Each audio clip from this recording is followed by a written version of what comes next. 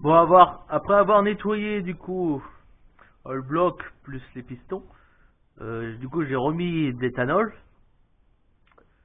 et j'ai laissé pendant une nuit et une matinée à laisser. Bon, bah ça finit par couler. Voilà. Mais ce que je vois, c'est que en tout cas l'éthanol a, comment dire, bah, elle a fini par partir uniformément, voilà. Quasiment dans tous les cylindres, il y a la même quantité d'éthanol qui est partie. Voilà. Il y a à peu près un centimètre qui est parti. Ah, et puis j'avais surtout remis de l'éthanol pour éviter que les chemises, les pistons, ils se mettent à rouiller. Donc celui-là, c'était un bloc en fond, en alu. Donc tout le bloc est en aluminium. Voilà. Donc pour les soupapes, bah, j'avais plus d'éthanol pour le faire, donc du coup j'ai pas fait le test. Et c'est resté comme ça. Là je vais reculasser le moteur, je vais le relever et puis je vais regarder par en dessous. J'ai démonté le carter d'huile pour regarder s'il y avait beaucoup de dépôts ou non à l'intérieur. Puis faire une petite inspection, voir aussi si ça serait pas le joint en pâte là, entre le bloc et l'autre bloc. Enfin, le parti supérieur et le parti inférieur. Ici. Si c'est pas l'huile à cause du problème de l'huile. Bon, je me suis aperçu aussi que là, il y a récemment, comme là la voiture elle avait eu un choc, et que le pare-choc à chaque fois il trimballait, enfin, il était trimballant. En fait, cette petite fixation là, je l'ai plus ici. Et je devrais l'avoir ici. Là. Donc ça je l'ai plus, c'est cassé. Et elle n'est pas sur le pare-choc. Donc du coup,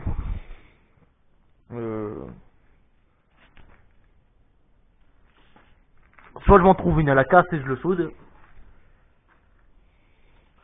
ou soit je me fais un truc vite fait pour le refaire. Mais bon, j'en suis pas encore là. Bon, après une fois que le moteur il sera refait, faudra que je pense à le nettoyer aussi. Il me refaut de l'essence. Et après il me restera plus qu'à refaire tous les branchements. J'ai vu aussi que j'avais une sonde qui était cassée. Là sur la culasse. Sonde température voyant moteur. Cette sonde là.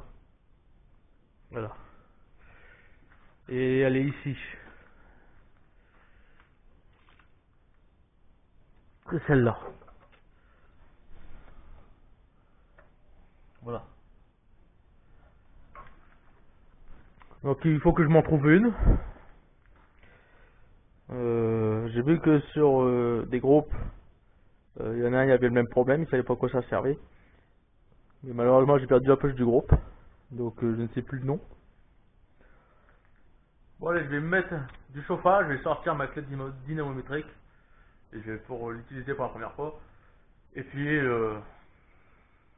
on recule à ça.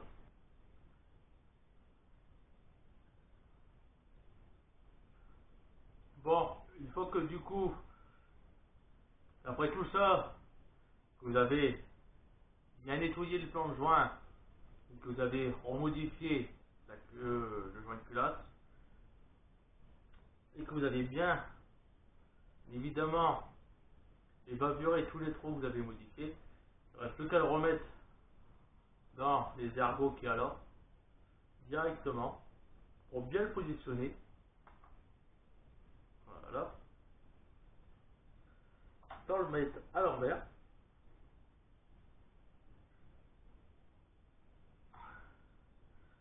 Et tout devrait être bon.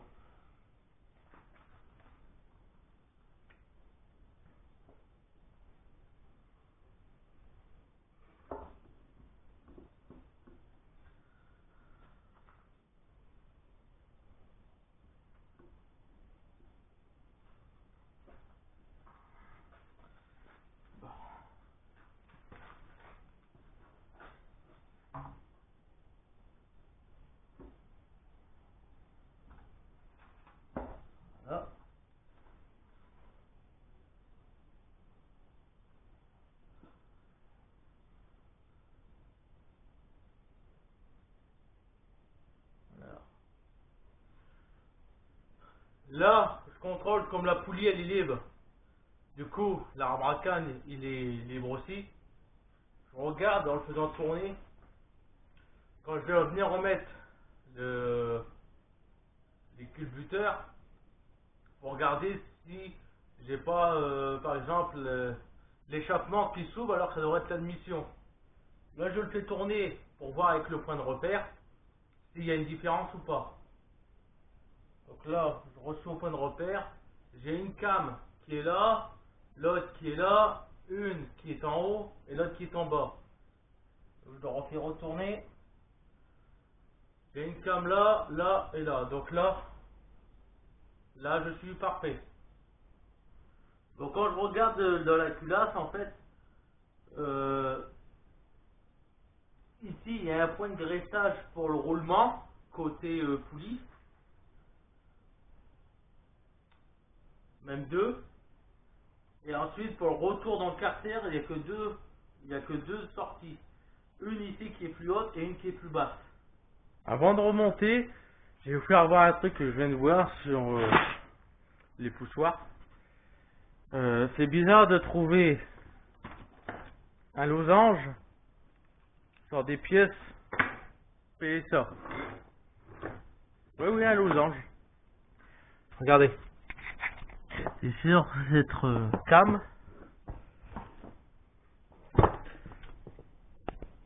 Est-ce que vous le voyez? Il y a un losange avec un chiffre marqué 9057. C'est un losange Renault sur cette cam. Et encore, en fait, sur toutes les cams, c'est Renault. Regardez, on voit bien sur celle-là. Voilà. Donc, il y a eu un partenariat avec Renault sur PSA. Toutes les cams, ils ont le losange, ils ont le truc Renault. Ce qui est un peu bizarre, non?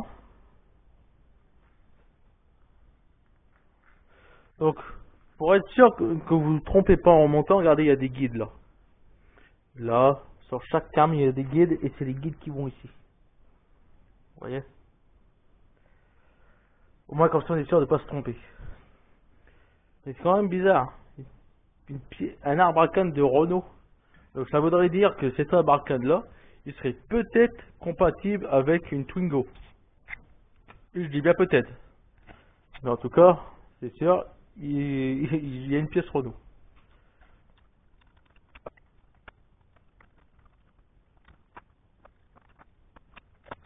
Bon, une fois que la cam est bien dans son logement, et là où ça doit être situé, on n'a plus qu'à resserrer les vis, normalement à la main.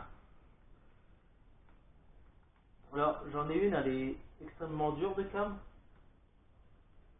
Bon, je verrai ça après. Je vais les mettre en contact. Voilà.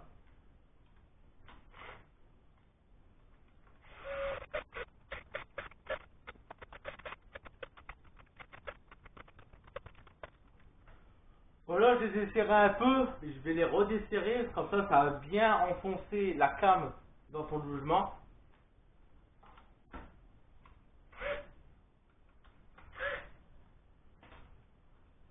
Voilà, je les ai desserrés là, en position que les vis sont encore du jeu, qu'on peut encore les bouger à la main. Et maintenant, je vais essayer de desserrer. Bon, malheureusement, comme j'ai dit, ma clé ne fait pas 20 newtons, mais fait 28, donc je vais essayer comme je peux, je vais voir comment ça va se passer. Donc voici ma clé dynamométrique, une qu'on m'avait offerte. C'est de marque Elite. Alors, couple de serrage de 2,9 à 21,4 mètres kg. Donc entre parenthèses, 28,4 à 210 newton mètres. Voilà. Donc je vais la mettre au plus bas que je peux.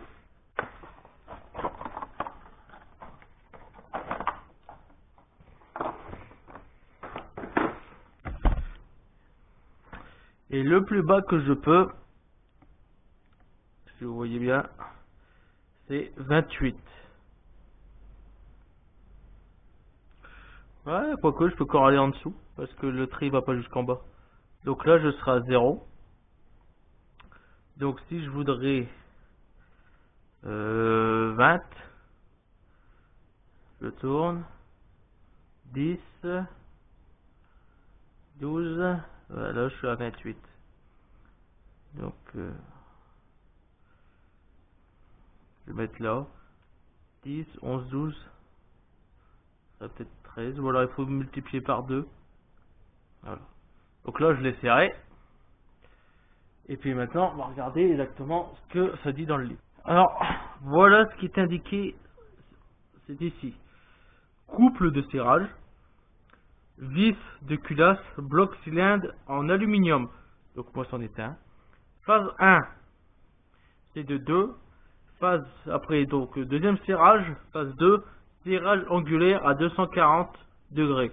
Ça, je peux le faire parce que j'ai l'outil. Mais là, 2. 2 représente 2 newtons ou 2 autre chose. Quand je regarde dessus, est-ce que le 2 représente ce 2 là? C'est ça que je me pose la question.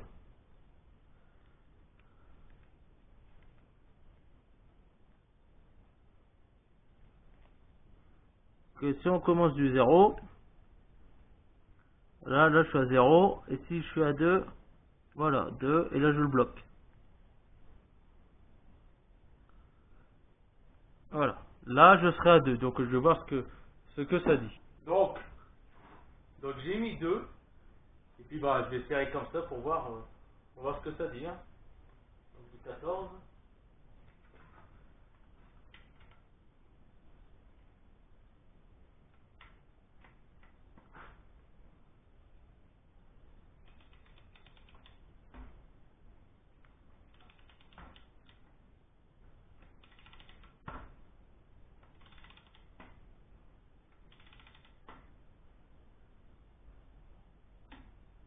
Voilà, là il y a eu clac.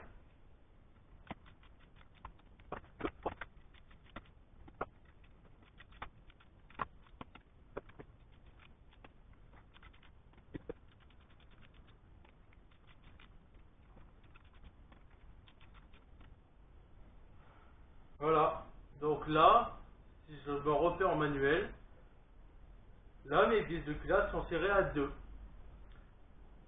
Mais je trouve ça un peu trop juste. J'ai pas l'impression qu'elle soit serrée correctement.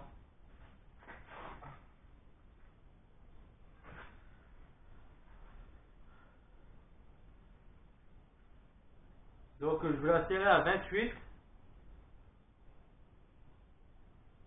J'ai quand même des doutes.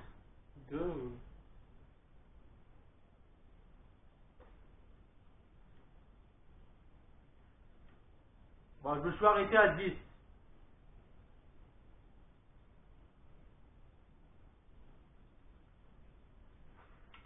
Parce que je suis pas très sûr. Voilà.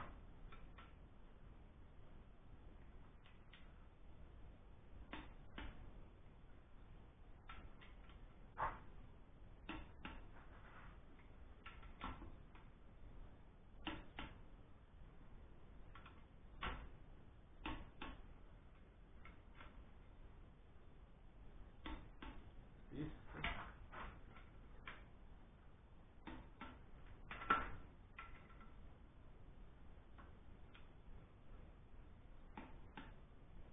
10, 9, 10. Voilà. Donc si c'était pas indiqué en newton, c'est pas grave parce que là derrière c'est en kilopascal, en mètres kilo, et derrière je suis à 2,9, donc je serai un petit peu plus. À utiliser ça pour les angles. Donc c'est pour les angles c'est 240 degrés. Donc là, je me suis positionné au 0 et je vais aller directement au 240 degrés qui se retrouve ici.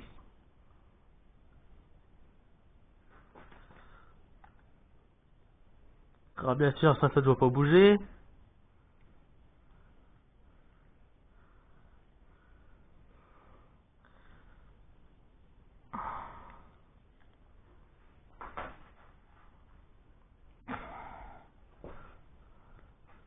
Ah, je le sens pas, ça. C'est dur. Ouais, je me trompe pas.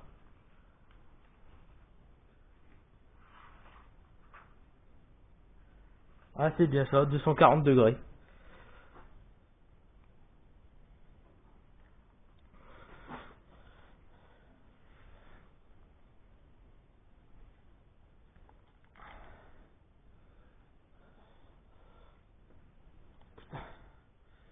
Ou une autre clé.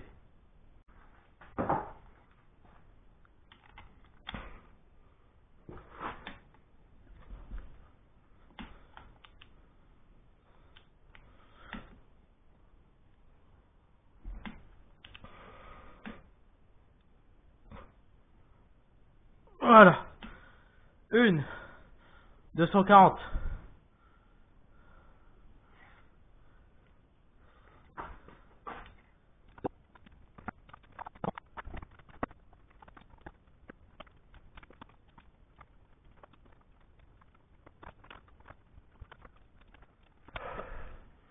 Voilà.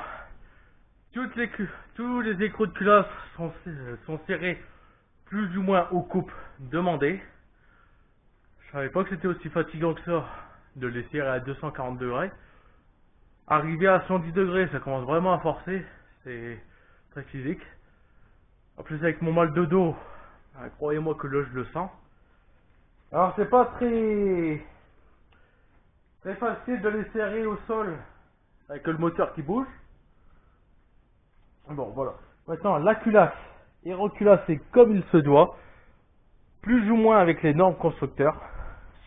Voilà, donc j'ai bien respecté les 140 degrés préconisés dans le livre. Je dis bien plus ou moins parce qu'il y a, à un moment donné, le manomètre il bougeait, donc ça décalait, donc je rajoutais 2-3 degrés de plus pour dire d'être à peu près bon. Et voilà. Donc là maintenant je sais que le joint culasse est refait correctement. Moi j'avais surtout peur en fait de casser une vis. Alors là ça aurait été catastrophique. Mais non. Là c'est très bien fait. Donc je sais que maintenant, si j'aurais encore un problème sur ce bloc récemment quand je vais la remettre en route et qu'il pisse, alors possibilité c'est soit c'est dû à la modification du joint de culasse, mais bon ça je doute, ou soit parce que c'est pas serré correctement. Et troisième, en fait c'était pas le joint de culasse qui avait un joint de culasse, mais c'était ici.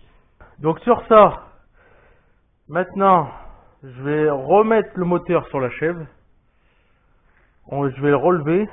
Je vais démonter le carter d'huile pour le renettoyer et mettre des aimants s'il n'y a déjà pas d'aimants.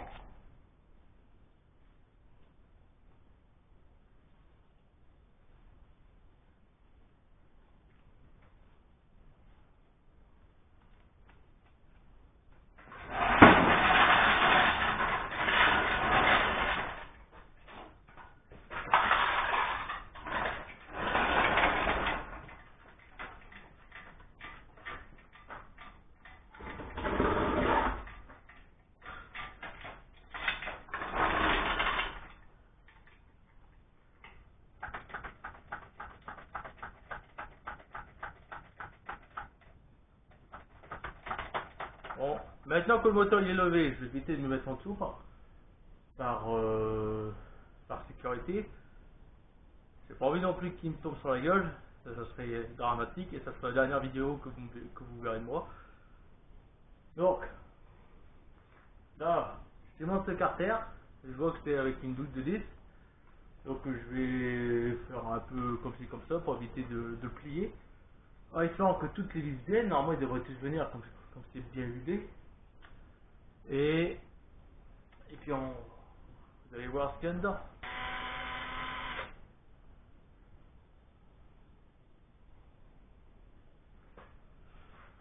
Donc faut pas que j'oublie que le côté où ce qu'il y a la boîte, c'est des vis très courtes.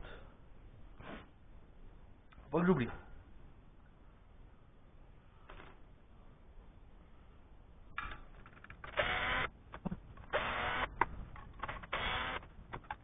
Bon, du coup, pour le carter, ça on le verra dans les autres vidéos, je n'arrive pas à le retirer. C'est mis avec une résine ou une pâte, ça, ce genre de truc. C'est collé, ça a collé, tout le carter il est collé. Donc là j'étais sûr de ne pas avoir de fuite, mais j'arrive pas à le retirer. J'ai essayé avec mon décarteur thermique, j'arrive pas, j'ai beau à chauffer, le produit qui a été mis résiste à la chaleur. Donc je vais voir comment je peux le retirer. J'ai essayé avec un tournevis plat, avec ma lame de cutter. Là il y a un bout de lame de cutter qui est dedans, il est cassé. J'arrive pas à le décoller, j'arrive à rentrer à la moitié, mais j'arrive pas à aller plus loin. Donc ça on reverra pas une autre vidéo. Du coup en attendant, ce que j'ai essayé de faire, j'ai essayé de repérer le point de calage. Donc là je suis calé au point mort. Et ben ça, il faut que j'essaie de trouver le point mort pour ici, quand j'ai pas fait de repère. Mais j'ai essayé de le tourner et j'ai vu que, en regardant là, donc il faut le caler au-dessus, ici, dans le petit trou. Là-dedans, il y a comme un argot. Donc je vais essayer de le retourner. Voilà, vous voyez là, il est un peu blanc. Je suppose que ça serait le point de calage, point mort haut. Donc je vais voir si c'est bien ça. Donc oui, c'est bien ça, c'est bien le point de calage. Là, je peux plus le tourner. Regardez. Voilà. Donc là, je suis calé et là, je pourrais remettre la distribution. Voilà. Donc là, je suis calé en haut, je suis calé en bas. Voilà. Donc si vous perdez votre repère de calage, regardez juste là, la fente. La fente, elle est vers le bas, cette petite fente. Voilà. Donc là, c'est le point mort. À mon avis, tous les pistons, ils sont alignés comme ça. Donc pareil pour ici, là je suis calé. De toute façon, je vous referai voir pour la distribution. Mais il faut avant que je vois pour ça. N'hésite pas à venir me revoir encore une fois. Comme tu peux voir, ça, le projet avance. C'est toujours pas fini. De toute façon, avant de le réinstaller, il faut que je nettoie le moteur. Il faut que je nettoie l'AB moteur. Après, il faut juste que je replace tout correctement. C'est sur électrique et autres. De toute façon, je vais devoir revoir pour mes biellettes parce que je les ai pliées. Voilà. Celle-ci est... Celle-ci elle est tordue et celle-ci aussi. Voilà. Il va falloir que je vois pour ça. Du coup, je l'ai aussi profité pour me racheter de l'huile de boîte. Bon là, j'ai pris au moins cher directement. J'ai pris 2 litres, comme il faut 2 litres. Donc, l'huile de boîte 2 litres. Voilà. J'ai à 75 80. La dernière fois, il me semble que c'était de la 75 90 de la Shell que j'avais pris. Donc c'est celle-là qui va la remplacer. Et puis on se retrouve à la prochaine.